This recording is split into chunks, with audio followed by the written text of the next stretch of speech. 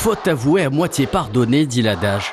Ce sera désormais au peuple marocain d'en juger. Mais ce qui est désormais acquis, c'est que la sortie du chef de file du Parti de la Justice et du Développement marocain et ancien chef du gouvernement, Abdelilah Benkiran, au sujet de la normalisation des relations entre le Maroc et l'entité sioniste, a des allures de cheveux dans la soupe du Palais Royal.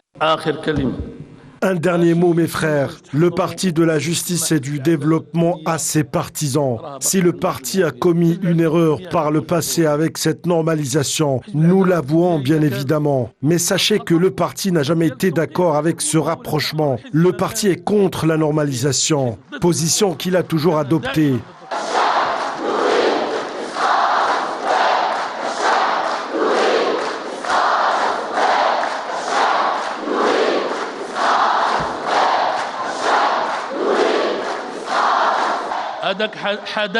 Ce qui s'est passé, l'histoire le retiendra. Le parti a ses habitudes, c'est dans ses gènes. Ce n'est pas nous qui détestons les Juifs, c'est eux qui nous détestent.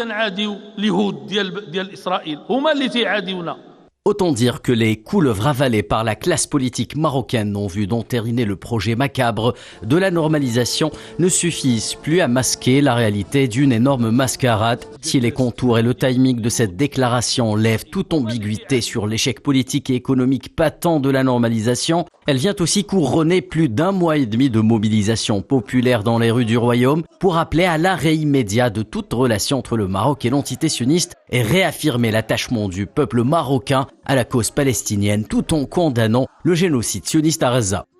Un nouveau coup dur donc pour le Palais Royal dont les efforts constants déployés en vue de faire accepter la normalisation au peuple et aux composantes politiques du pays s'avèrent de plus en plus vains face à la prise de conscience collective de faire barrage à l'expansion de la coopération entre les deux forces occupantes. Mais qui s'assemble se ressemble, dit un autre adage. Et malgré les déclarations authentisantes de Benkiran, le Maroc et l'entité sioniste ont en commun le refus de se conformer au droit international et aux décisions des Nations Unies quant au territoire qu'ils colonisent illégalement.